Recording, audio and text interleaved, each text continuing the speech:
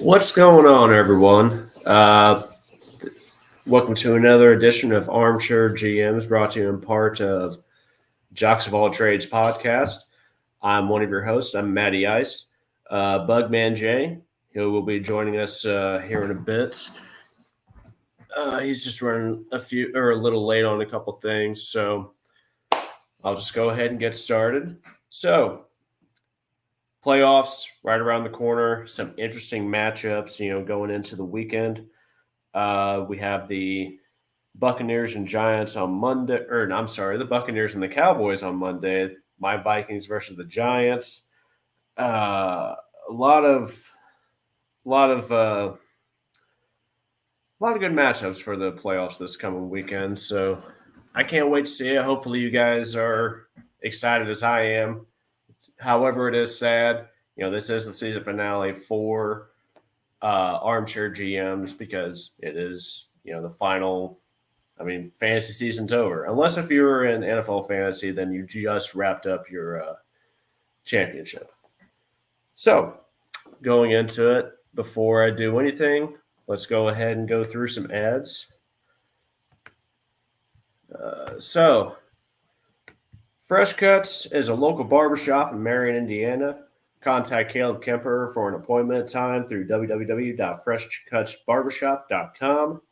It is not just a haircut, it is an experience. Give it 1 second. Sorry, y'all. Got a couple of screens going on here, so. Oh, before I go on to the next ad, you see our buddy Brad there. First off, we want to give a big congratulations to Bradley and his wife, Devin. They just had their firstborn last night. Beautiful baby boy. Congratulations, Brad. We're so happy for you. And we are sure that you're going to make a great father. So congrats, buddy. Happy for you. On to our next ad, Steve Wood Illustrations. Steve Wood Illustrations is here for all your art needs from Star Wars to G.I. Joe and beyond. See him for all the nerds in your life who you aren't sure what to get. You won't be disappointed. And our friends over at Culture Corner, or our friends from Afro Latinos, are changing things up. Check out the Culture Corner podcast featuring Aubin and Shaylin. They have a diverse number of shows from Come On Son to an old classic. You think you know, catch them live and play along. Rules of the Frame is another friend cast specializing in movie reviews of pretty much anything there is. Connor was recently on an episode of Random Fandom talking about film, and we hope to have him on our other show, Smash Popcorn, soon. Then last, but certainly not least, Thousand Whys of Weird is just that, weird.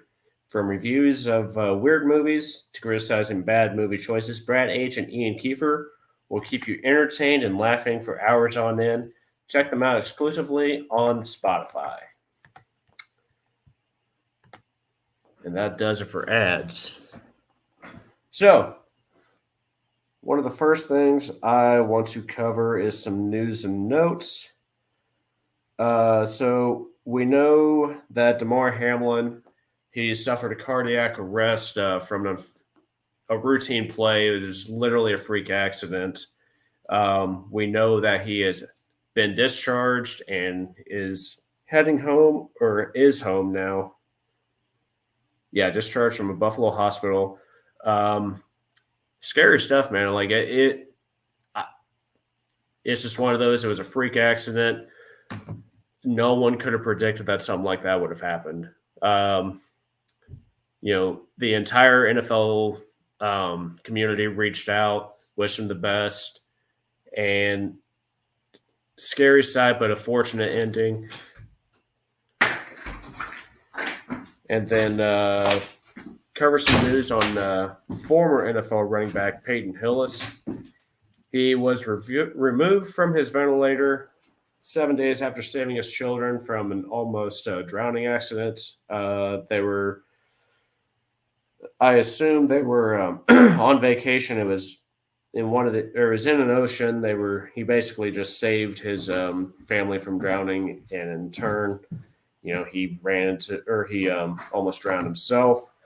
But just another outpour from the NFL community, wishing him the best, wishing he would pull through, which luckily he is now, which is also a good thing. All right.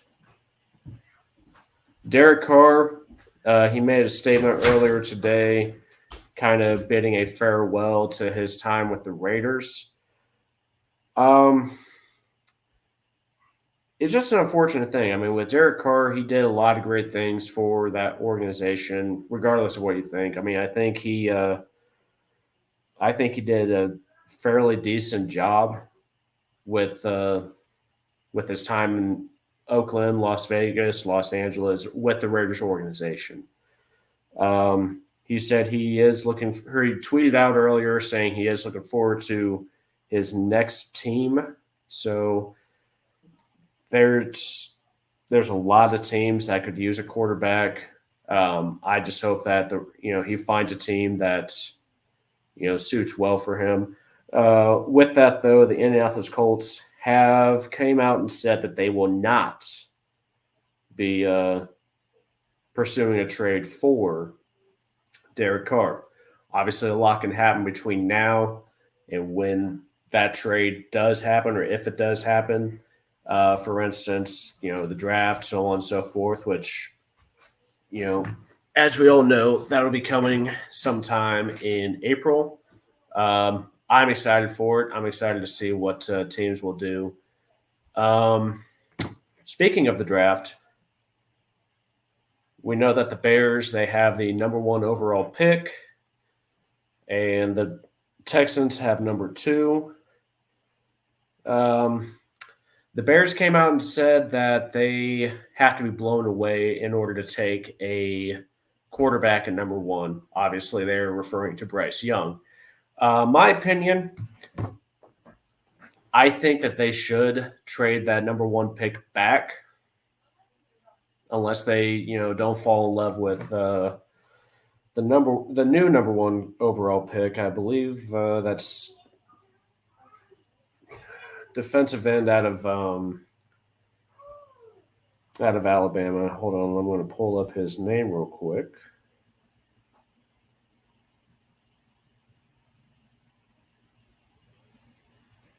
Oh, wait.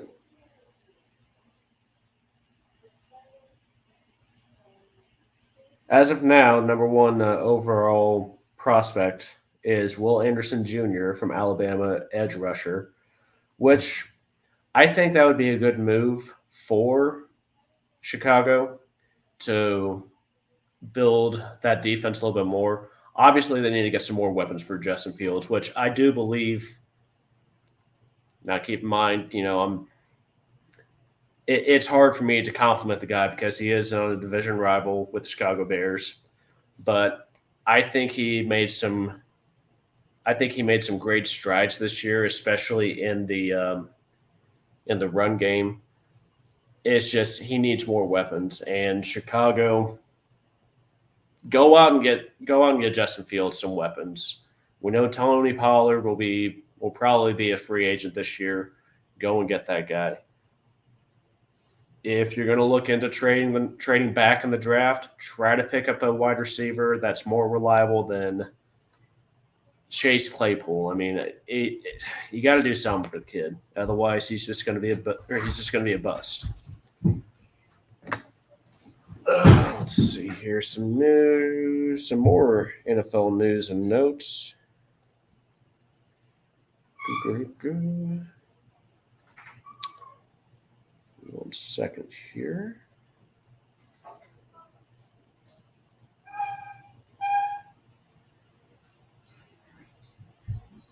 Actually, I don't really have a whole lot because, I mean, a lot of teams that aren't in the playoffs that are, is newsworthy. I'm sorry, I can't really report anything that's, relevant to the NFL season at this point. Sorry to say. However, I will be getting into some stats for the year. My personal MVP for fantasy for each position. So we're just going to go ahead and get started on that while we still wait on Jay.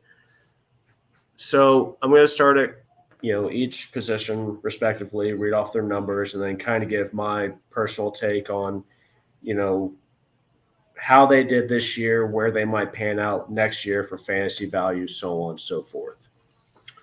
So starting at QB, I got to give my QB MVP award to Patrick Mahomes. I wanted to give it to Jalen Hurts, but this past week and him being out, it was hard for me to, you know, keep Jalen Hurts in that MVP conversation for top fantasy player. So for Patrick Mahomes, he went 435 out of 648. He had 5,250 yards, 41 touchdowns, 12 interceptions, 61 attempts for 358 yards, 4 touchdowns, 5 fumbles lost. Sure, the turnovers, I mean, that happens. I mean, it happens in football. But, I still think it was a great year for Patrick Mahomes overall. The Chiefs arguably are probably, one of the better teams to make it to the Super Bowl this year. Do I think they're going to win it all? Things got to happen. Things got to fall in place for them to make that happen. But you're figuring, the Chiefs went 14-3 this year. I mean, you can't argue that. I mean, they had a great year. Now to move on to F. Hey, there he is. What's up, Jay? What's going on, brother? Oh, not much. Sorry, guys, I'm late. Had kid issues today. It happens, man. Yeah. Before I continue on to my jock grade for the season for QB, how things been, man? It's been a couple weeks. It's been pretty good, really just trying to get the new year things in order, man. It's 2023. It took me 13 days to start writing the right year on all of my stuff. So knock on wood. I have not had that problem yet. Yeah, I'm sure it'll happen on a day that's least expected, but we just slipped up and allowed Friday the 13th, the first Friday the 13th of the year, just to slip right in the first month. Did you notice that? I didn't, not until you just mentioned it.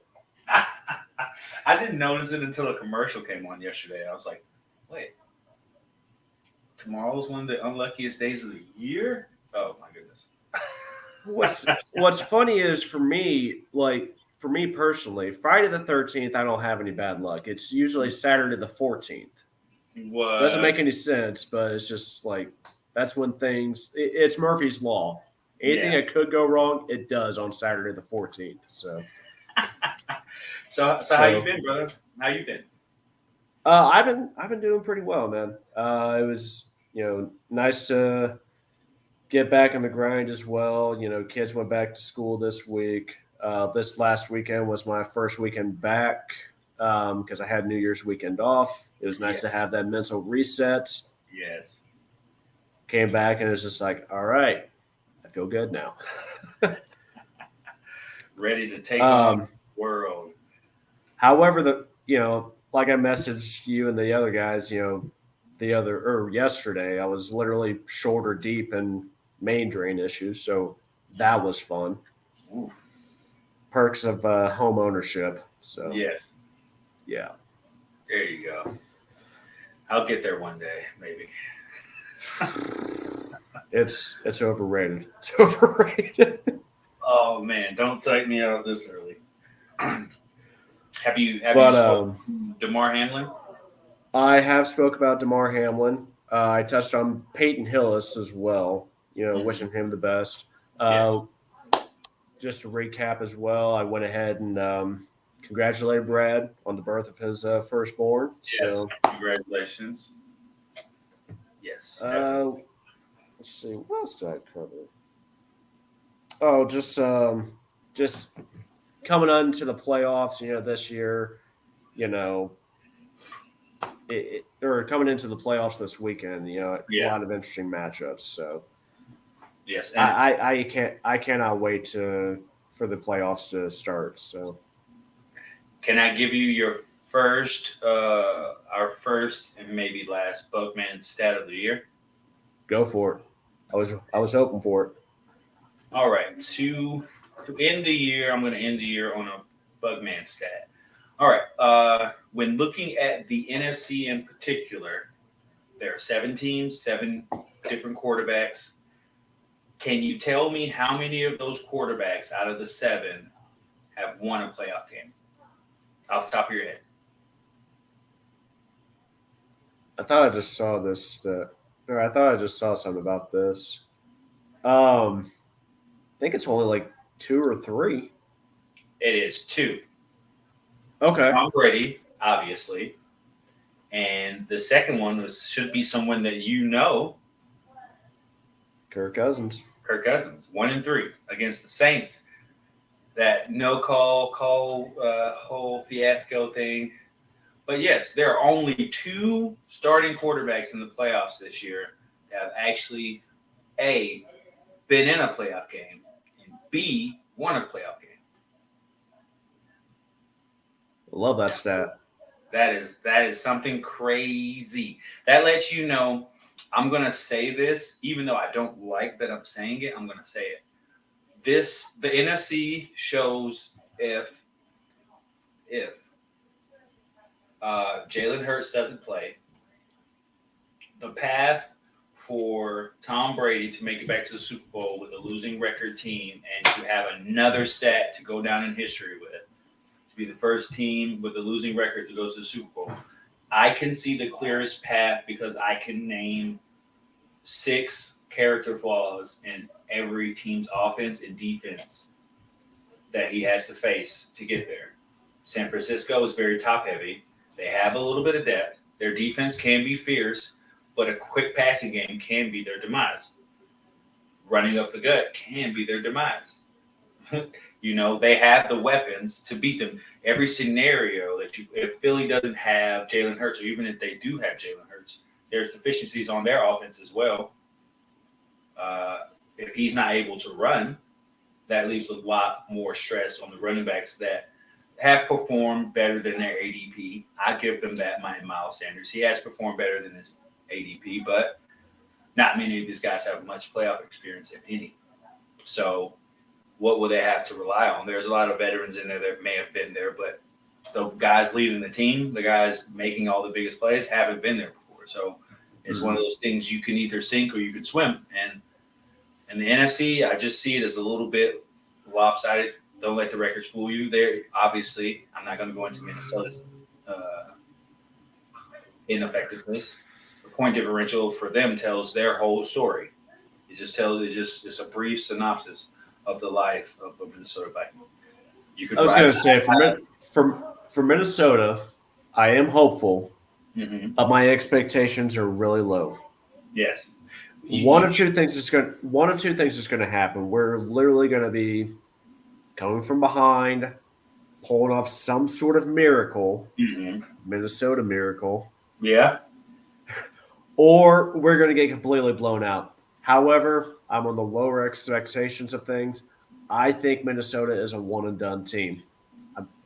I hate to say that about my team, but your defense isn't going to win you a championship. No, they're not. They're not. Not with Justin Jefferson leading the pack back. I mean, not Justin Jefferson. Not with Jefferson back there leading the pack. That team is pretty old back there. Yeah. And, Green Bay really showed how much we rely on Justin Jefferson. I mean, they shut him down, and it literally stalled our offense. Completely. Why? Yeah, and it's just like we have other weapons. Like, we have Hawkinson. He's older, but we have Thielen. We have KJ Osborne. We have Dalvin Cook. We have Alex Madison. We have weapons. We shouldn't have to shoulder all the responsibility on Justin Jefferson. As much he's a great player, I'm not discounting that, but you shut down one guy that literally you've relied on all season long, and you've taken away our offense even though we have other weapons. Yeah, there you go. It's just scheme. You can scheme any team out of a game if you know where to attack them. in Tom Brady's heyday, he never had many 1,000-yard receivers, but he always had reliable targets Mm-hmm. because he mastered the art of working with what you have. Granted, it hasn't come to fruition this year, but I think that has more to do with age and coaching inefficiencies than anything else. And they just started the year in a big hole with injuries, so there was a lot to be left on the table. I think with Tampa Bay's offense, and I think they can put a little bit more on their plate, especially this week. It's going to be a Monday night game against the Cowboys. I think the Cowboys are dead in the water. I think they were dead the moment they didn't win that game Sunday. But it exposed Yeah, everything that they're going to key on in the playoffs. I feel like Dallas's momentum has shifted so quickly the Mm-hmm. past few weeks. And like I thought their defense was pretty stout. Well, the last 2 weeks of the season, I mean, shows Cracks. different. You see the cracks. Yeah, yeah. You The could see team. the cracks, and I think the Buccaneers and Tom Brady are going to exploit that a little bit, Mm-hmm. especially if Mike Evans and Chris Godwin get started early, then I mean it's going to be a long day or a long night for Dallas, unfortunately. So Yeah.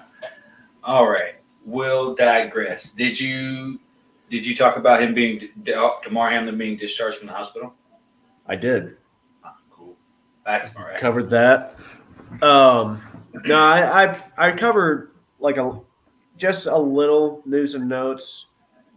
Basically, Damar Hamlin, Peyton Hillis. Um, I was just kind of getting the jock grades for the season. I didn't Okay. know if you had anything else, unless you would just want to go off me and then kind of put in your 2 cents, so on and so forth.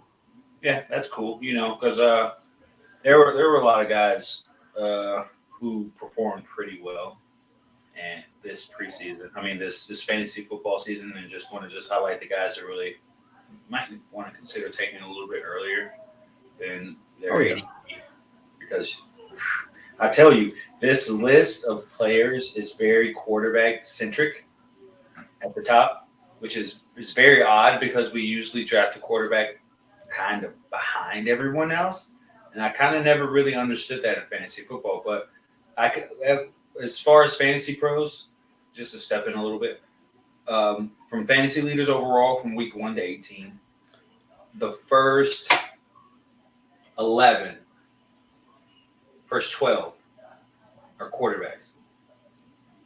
that Top 12 yeah, quarterbacks. And points it's per crazy when you think about it. mhm. Total. This is going off total points.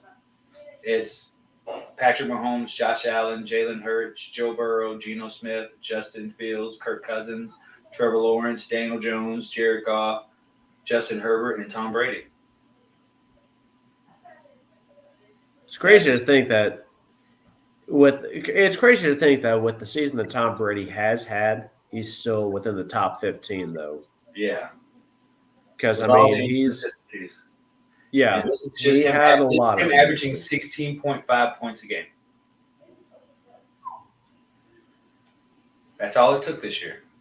But to be a top 15 quarterback, Yeah, well, top 12 technically. top 12 technically. Yeah, top 12 overall fantasy player. To be more specific, Well, yeah, that is but that's really good. that I was gonna say for my MVP for QB, I did say Patrick Mahomes. I kind of went over the numbers. You know, I wanted to give it to Jalen Hurts, but But you couldn't. I couldn't. I couldn't. He had a great year. I'm not discounting that. But at the end of the day, Patrick Mahomes, stat wise, I mean, numbers don't lie. They really don't. Now, I do have to give an F to one. I'm going to let you take a guess on who I'm giving an F to at quarterback. Matt Ryan, Marcus Mariota. Oh, no, actually, I was going to give it to Russell Wilson. Oh, you can't do that. He had two good I'm games when going they to. fired him. I'm Oh, I am you I am are going not to. right. You are not I right. I know, but the $260 man signed an extension. I expected a lot more. I did. His numbers for getting paid that much were horrible. Horrible. He tried. And He did what he could with the coach that he had. The coach just didn't have his well, best interests at heart. I You think could this makes the third time that we've used this joke, but he couldn't hack it. Oh my goodness, yes. Oh, did you talk about Cliff Kingsbury? Oh no, I didn't. I didn't. I forgot about that. He just signed an extension prior to the preseason, and he was released Monday morning. Lovie Smith was released Sunday after the game. I still find it funny. Like, Like, I still find it funny that Lovey Smith. Not the bad against him, but he's just like, you know what? They're in line to get the number one overall pick. I want to see how I can screw them over on my last day. And it's just like, you know what? We're going for a W. Now you get number 2 pick. I think that's probably why he got fired on Sunday because I feel like he was gonna get fired. I feel like he already knew he was going to get fired, so he was just one of those, the icing on the cake. Yes. I thought it was hilarious. I shout out to Lovey Smith over that. I thought it was gold. Hey, I have one more Bugman stat for you that kind of cheer you up about Jalen Hurts. All right, I just put in this is Bugman stat. I just put in his projected numbers for 17 games. If he'd have played 17 games, he was averaging 25.6 points a game. That would have put him at 435.2 fantasy points. That would have gave him the fantasy championship if he had played the last 3 games of the year. So, just to put a little caveat on there, those are Bugman stats. So there you go. That's the last. I like it. Now, moving on to running back. Okay. I'm going to give an A+ to Austin Eckler. Mm-hmm. He had 204 attempts for 915 yards. I thought he had more rushing yards, but he did not. No. 13 touchdowns. And you'll love this stat. You'll love this stat for a running back. 127 targets, 107 receptions, 84% success or catch rate. Huh. That's amazing for a running back. Give me that A-dot. Huh? Give me that A-dot. Let's see. 722 yards, 5 touchdowns, 3 fumbles lost, but all right. Happens. I'm just gonna not even acknowledge that you said that because you just really disrespected a player who really deserves it. Who? Josh Jacobs, comeback player of the year, candidate at least in my eyes. He is my comeback player of the year. It's like the dream story of a first round guy from Alabama. Even though I don't like Alabama, he played all 17 games for the first time in his career. He had 340 rush attempts, which was a season high. He got a season high in rushing, 1,653 yards. Yards per attempt, 4.9, which was also a career high. Longest run, 86 yards, another career high. 12 touchdowns, which ties him from 2020 on the COVID season. 3 fumbles, 1 fumble lost. Now, receiving stats, not as stellar. 53 receptions on 64 targets, 400 yards, 7 yards, 5 yards per attempt. 43 was his longest catch, and he had 0 touchdowns. But just for the sheer ability to be a 1,600-yard rusher, well, basically he has 2,000 yards from scrimmage, which kind of averages out with, I think, about 12 touchdowns. So that's a pretty productive year. I only lost 1 fumble, which is the lowest number since his rookie year, where he only fumbled one time. So Yeah.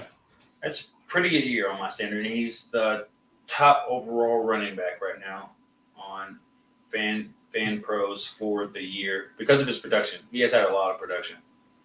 I was going to say I was going off of NFL Fantasy. They do have him as number 1. Josh Jacobs is number 2. Or they had Eckler as number 1. Josh Jacobs is number 2. But, still a great year for Josh Jacobs. Can't argue it. He is a stud. And he is a stud. He is a stud. And non-PPR, he's the man. Yeah. He's you get the stud finder, you put it on him. Beep, beep, beep, beep, beep. For an F for running backs for the season, I am giving that to Cam Akers. Why would you do that? He had 300-yard rushing games in the season. Think of his ADP at the beginning of the season. Like, he was going like late second round, early third, something like that, if I remember right. And like, he lost the starting job to Darrell Henderson after a while, and he wasn't very valuable after a while. There was a lot of guys that I talked to that had Cam Akers on their team. They were just completely like ticked off at his numbers, which his numbers 188 attempts for 786 yards, 7 touchdowns. All right, that's all fine and good. 18 targets, 13 receptions, 117 yards, 2 fumbles lost, 141 points on the year. Yeah. When he was projected for so much more. So much more. Granted, things happened with that Los Angeles Rams team, which, is kind of questioned on whether or not McVay is going to come back, the status of Matt Stafford, just the whole organization as a whole, which is crazy when you think about it, because this time last year, I mean, they were in the hunt for the playoffs. Obviously, they won the Super Bowl last year. Now it's talking about a rebuild mode at this point. And, I couldn't give – to me, Cam Akers fell way short of expectation, and I couldn't – like, I had to give him the F for the season. I can do with that. You could also go with Najee Harris. He definitely underperformed. He was one that I was thinking about, honestly. Yeah. So that's it. It's okay. So forgive me if I misspoke earlier, but no, it's exactly the same. Non-PPR and PPR, the top 12 is exactly the same.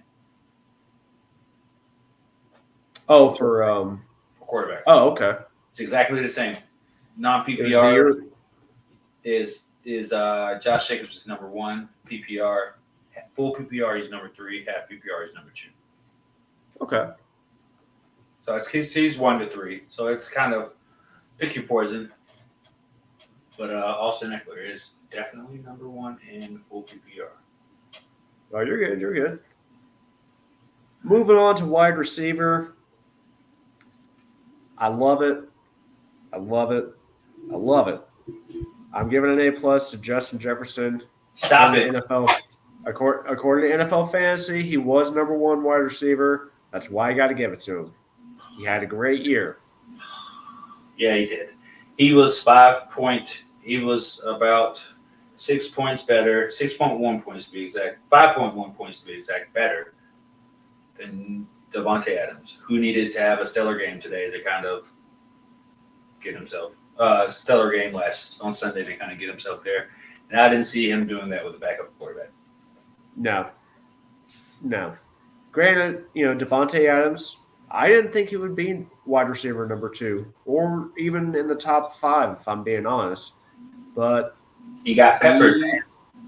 He balled out. I mean, plain and simple. He was another stud. I had him on the team, and he did there was a lot of weeks where he just went off and did great things for my fantasy team. Yes, definitely. And they were more in bunches instead of sporadically like you would get with someone like maybe Stephon Diggs or CeeDee Lamb or Jalen Waddle or Amari Cooper, they were more closely bunched together. You'd have 2 or 3 good weeks, and then maybe you'd have a bad week, and then you have 2 or 3 more good weeks, then you have a great week, then you have a bad week.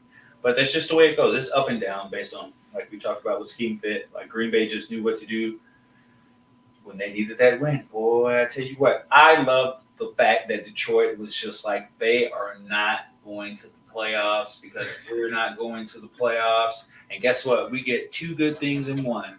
We get to beat you and to have our first winning season in over 10 years. Let's go. I cannot wait to see what the Lions do next year. I can't wait. Yeah. Again, division rival.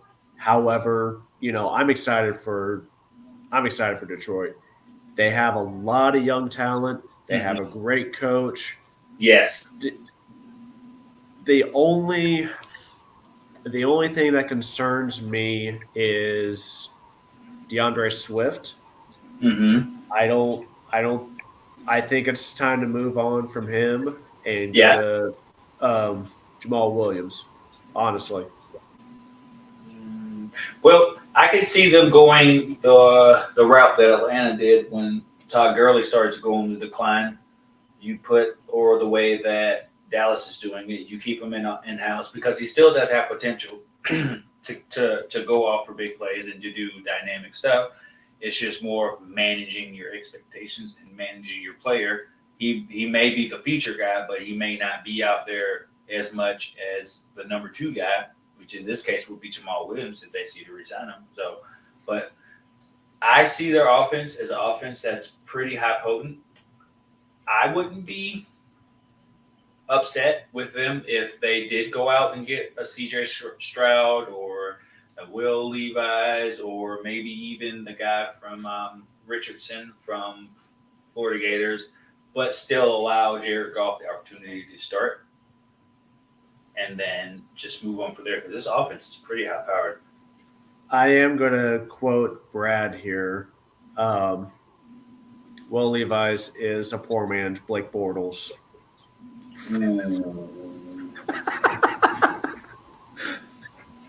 Ooh. Lower the expectations. Hey, man, I have to talk about him because everybody else is. What I believe in a Kentucky quarterback, it's not. I don't see much. It's the same respect as you give a Georgia quarterback or a quarterback that comes out of any of these other bigger schools that have system quarterbacks. He works well in that system, but it is a pro-style system. So all indications would suggest that a player who already plays in a pro-style system would be able to establish himself as an NFL quarterback. But it doesn't always work that way. And it comes with a lot with exposure and what you're used to playing against. And if you're not used to rising above the competition, then you're going to get knocked around. You're going to get knocked around hard. And you're going to look like Zach Wilson. Yeah, I think he's a poor man's Zach Wilson. Oh. And did you hear Zach Wilson's remarks when he talked about expectations for next year if they brought in another quarterback? Like, I didn't hear those. Like he's just curious. He's just like, I'll do what I have to do to help this team win and take it to the next level. It's like, dude, like, bro, you should have been doing that like already. Like, come on, man. You're letting a guy who got drafted or undrafted free agent, Mike White, you let Mike White just like out. You're like night and day. But Mike White's got like a 3-game shelf life though. So that's weird. Like, I don't get it. Like, consistency is a thing that most people overlook when it comes to quarterbacks, but it's something that is like essential. You have to come into the game with the same mindset, no matter you're winning or you're losing, no matter you have 5 touchdowns or 5 interceptions, because from game to game, you're not playing the same team every game.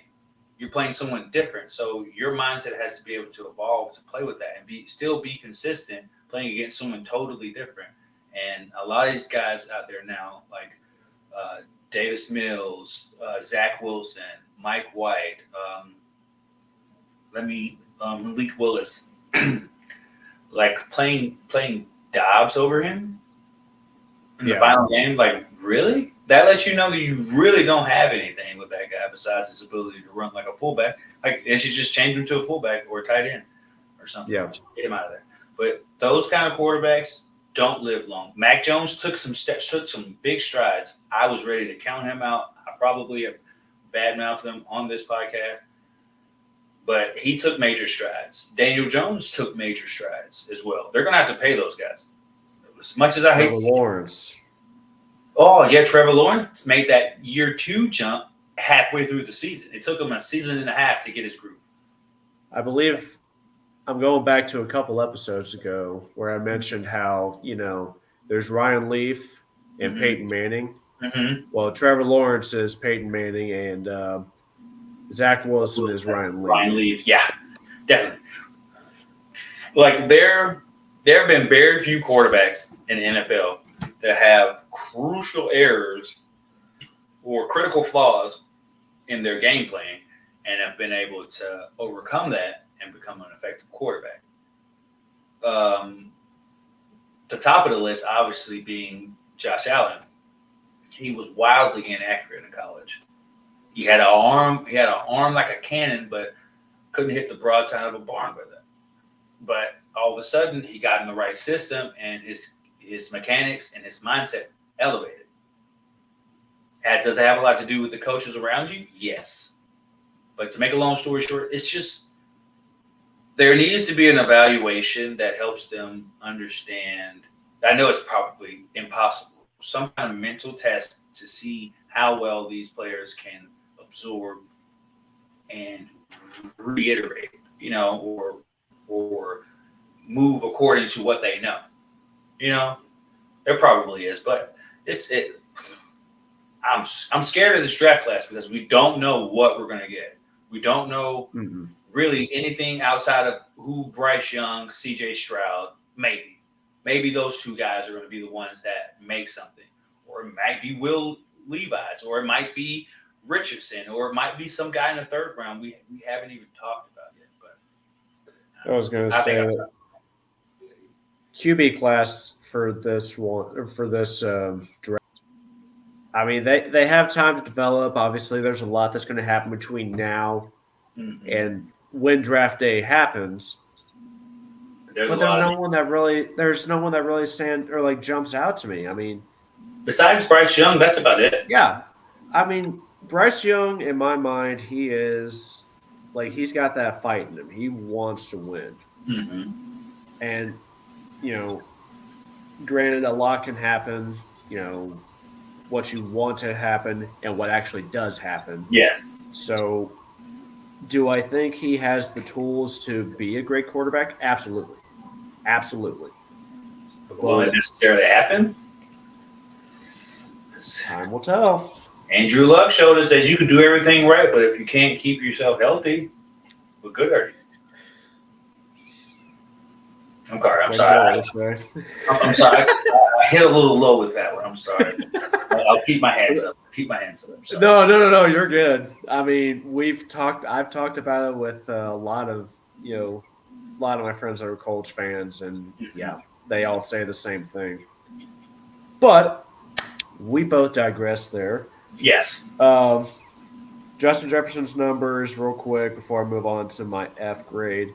368.66 points, 184 targets, 128 yards, 1809 yards, 8 touchdowns. I'm sorry, 1 rushing touchdown. So I know you're gonna hate me for this, but I'm gonna do it. So for the F, and this is because I feel like they fell short of expectations, I'm giving it to Alan Lazard. I get it. He had that chance to be the guy. De facto number one. But he was still a late round flyer though. You're taking a chance on a guy like that. But I mean, I'm not saying he was going to be the next Devontae Adams or the next Greg Jennings for Aaron Rodgers. I'm not saying that. But he could have at least been a decent Greg Jennings-esque. Oh, yeah. And, his numbers, first of all, his points, 174.8 for fantasy. Mm-hmm. He had 100 targets, 60 receptions. 60%? 60%. That's not average. You know that, right? Oh, That's below average. I know. That's why I'm giving him an F. 788 yards, 6 touchdowns. Yeah, that's definitely an F. So he had the opportunity.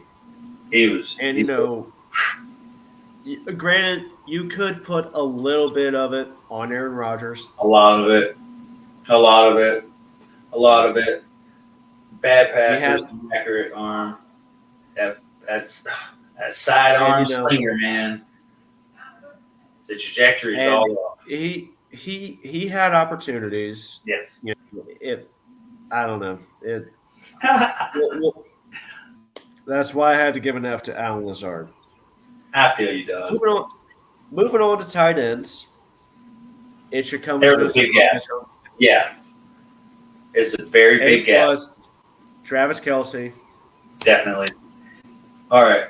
I'm sorry. One more time, and I'm never going to do this again this season. All right. No, you're good. You're good. Do you want to know the gap as far as fantasy pros for full PPR between Travis Kelce and the number 2 tight end? Well, first off, it was T.J. Hockenson that was number 2. Correct me if I'm wrong. Wasn't it? George Kittle. Oh, was it? No, this is standard. I'm sorry. I'm looking at standard. No, you're good. You're good. Jehoshaphat. Yes, it's T.J. Hockenson. Oh, okay. This is even worse. Do you want to know the difference between? Tell me if I'm over or under. I'm going to say it's a 75-point gap. Under. Oh, okay. What's the gap? 100 and basically 100 points. It's like a 0.1 from being 100 points difference. Full PPR. Standard. It was like 60. Standard. It was 60. That's a big gap. 316.3. TJ Hockenson has 215.4. And then there's a 15-point gap between him and the next guy. And then you don't want to hear the rest. Before I get into the numbers, first off, I feel like it was a weird year for tight ends. It was a weird year for offense in general. Well, yeah. But, I mean, tight ends especially because, you had so many tight ends that were supposed to go above and beyond. Mm-hmm. They were supposed to put up all these numbers, so on and so forth. And, I can't remember if it was you or me, one or the other, that said Travis Kelce will probably slip down a little bit. Probably won't be that. Oh, was you? Okay. Yeah, definitely me. Full disclaimer, I was not going for a jab there. Why? Why, man? Above the belt. It's the truth. It's the truth. I definitely said it because I obviously felt in this year 32 season rolling over into 33 that he was not going to be nearly as effective. But to pivot a little bit before you get into his stats, tight end numbers this year have been down at least 20%. Yeah. So even by the standard in which I felt like he was not going to be able to get to, he didn't have to get to that. So it made him look even better because it was just down across the board for tight ends. Either way it goes, 152 targets, 110 receptions. Yes. 1,338 yards, 12 touchdowns, 1 fumble lost for 316.3 points. Yes. That is bananas. Before I get into my next one, I do want to apologize to you before I get into it. I'm not going for low blows. If you say Kyle Pitts, you're fired. You are fired. Well, guys, you heard it here first. I am fired from Armchair GMs. I got to give it to Kyle Pitts, man. You could have between picked like 6 other people. I thought about Darren Waller. He was one that I thought of. What about Dude, like Tyler that's what I was- Conklin, Noah Fant, Zach Ertz, Robert That's why I was- Quinn, Mike that's what I was saying, but, Gesicki. But were any of those guys projected, or were they even taken in the second round? None of these guys were taken in the second round. That's Travis what I'm Kelce saying, didn't get though. to the turn That's of what I'm the saying, third. though. Kyle Pitts, like in a lot of drafts, was taken in the second round, taken in the third round, and he only Yeah. put up 75 points. You're going to rue this day next year. You see this, I have to close my eyes on you. I don't want you to see the hate I have for you in them right now. Just kidding. I hope he bounces back. Oh, he's I going hope he does. to bounce back. I think Desmond Ridder should have been the quarterback to start the season. End quote. But Kyle Pitts, 59 targets, 28 receptions, 356 yards, Fair. 2 touchdowns. Yeah. Boo. I didn't want to do it. That's why, before I got into it, I apologized. Your words mean nothing to me, Marias. You've ruined our rapport right now. I am dead to Jay right now, guys. He just ruined his rapport with you. He just ruined it. Ruined it. Let's move on to the next one. Do you want to go to kickers? I want to go to defense. Actually, I don't even have defense because we haven't really talked defense like all year. But if you want to throw out some numbers real quick before we wrap up the episode, by all means, go for it. All right. We're going to go into 4 quick sides. We're going to go into a little bit of IDP. We haven't really talked much about IDP, but next year, hopefully, we will have a complete IDP section. So I'm going to go through the top DSTs right now, and we're going as such. Number 1 DST ranked this year by points was the New England Patriots. Their defense really kind of played the middle of the field, but they were able to get turnovers and a lot of different things that other teams weren't. The turnover differential was pretty high for them this year. So was Dallas. 49ers sack rate was pretty high. Buffalo Bills overall defense just smothered you, didn't allow you to score a lot of points, caused turnovers. Philadelphia Eagles, sacks. Jacksonville Jaguars, sacks. These are the 6 teams that really overexcelled this year. Their point differential was maybe like 6 points between them. So it was an easy choice to just not go through a whole picking one and just highlighting a couple guys. We go to our. I have something externally on this side here, and I'm trying to click it with the mouse. All right.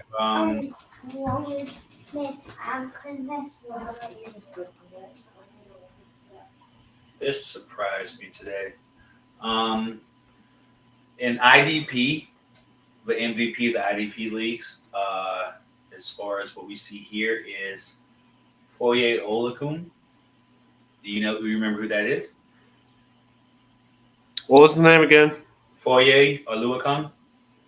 I said it wrong. I think I pronounced it right the first time, but everybody else pronounced him Foye Olakun.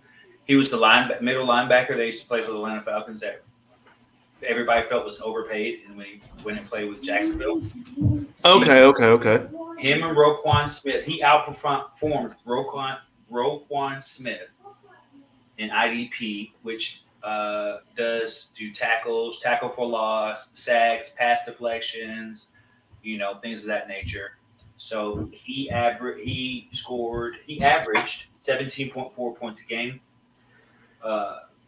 And Roquan averaged 16.1. They ended with 295 and 274 respectively. But I really want to dive into this side a little bit more. I just want to give you guys a little brief view of the IDP league. I'll break it down more, especially with you. I was going to say, and before we get any further, this is one of those where, going into next year, if you guys have any ideas that you want to present to us and say, hey, maybe you guys should cover this, or hey, cover that, so on and so forth, by all means. I mean, we want the ideas, we want to Yes, present definitely. as yeah. So I mean, this like the IDP, I've never been a part of one, but This it is does more of give when you play FanDuel or DraftKings. It's online betting. It's more IDP. yeah. You can play individual players, and there's also leagues, CBS leagues that are IDP. But I digress. All right. Anything else you want to talk about before we end this season? So yeah, lightning round, real quick. I got a couple questions. So let me get things all set up on my end.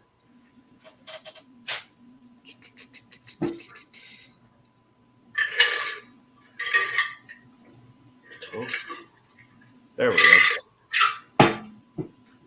All right, so we're gonna go a minute. Because I want to get your input, and then I'm going to put my input in as well. Okay. So, for number one overall fantasy pick next year, who do you have? Okay. I'm going to give you my top three. Ooh. Patrick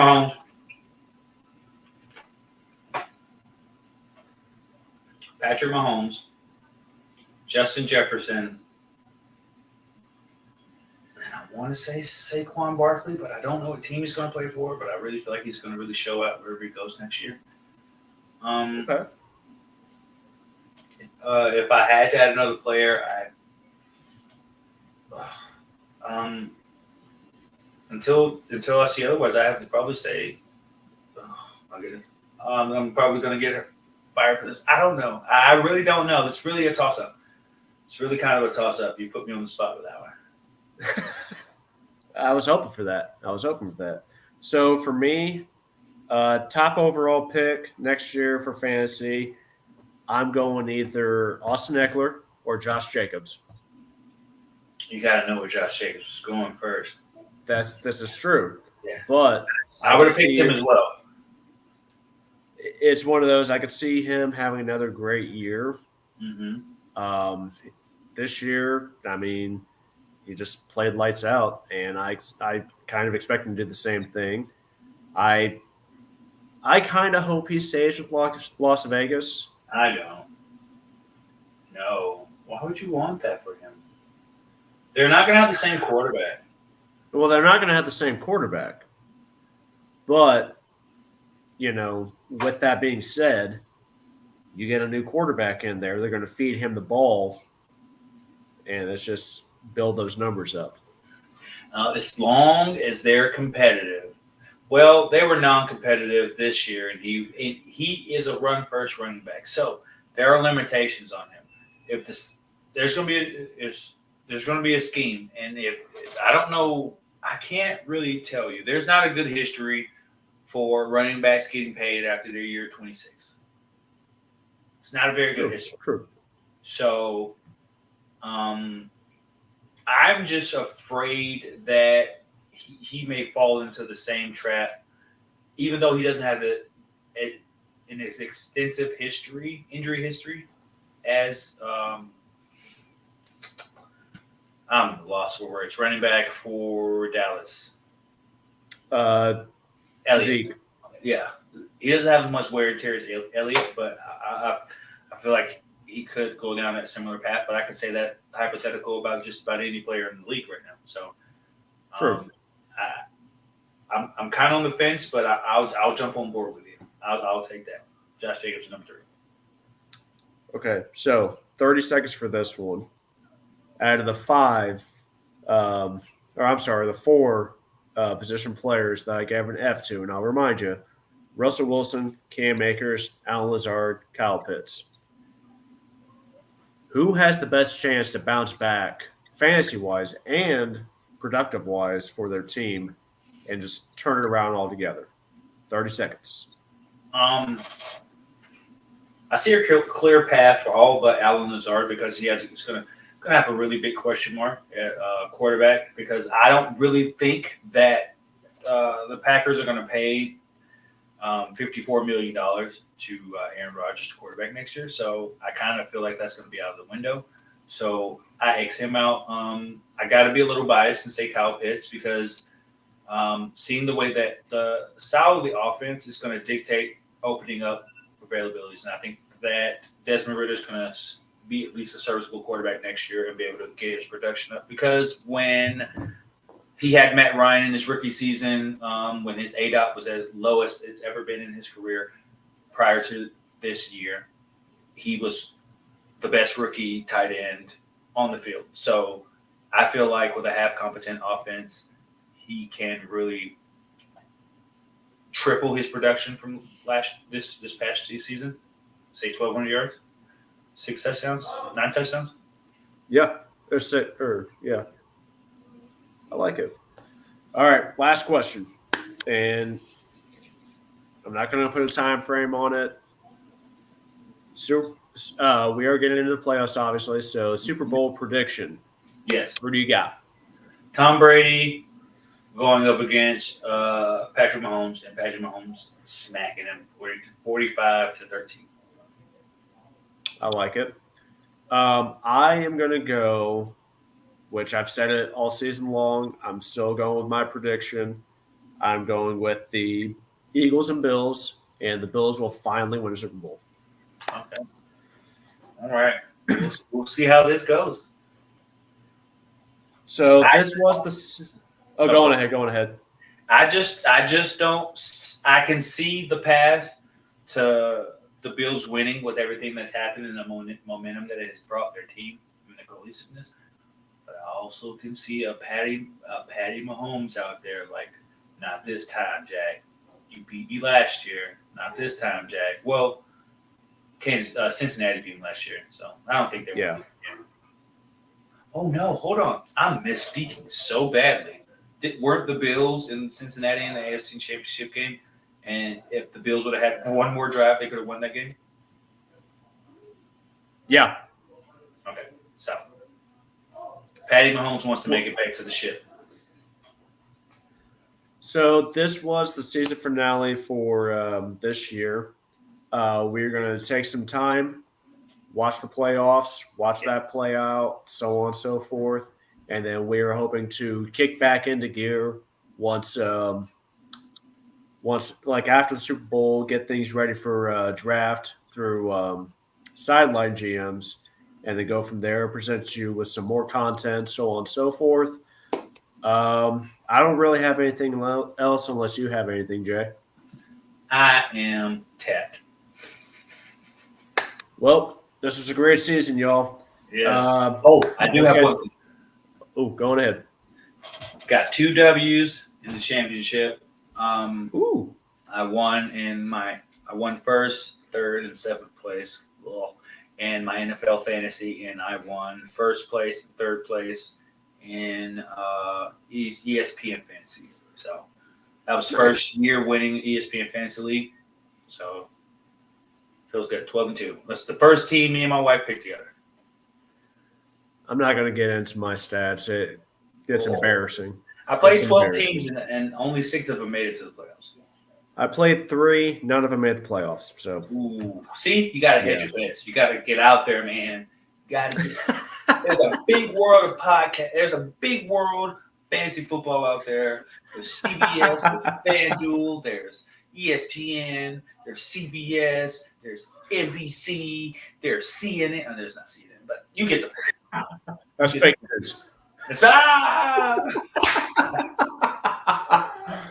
right, guys. Well, we are signing off. We hope you guys enjoyed the content. We hope to see you guys here in the next few weeks. But I'm Matty Ice. I'm Bugman Jizzy. And we're out, guys. Peace out.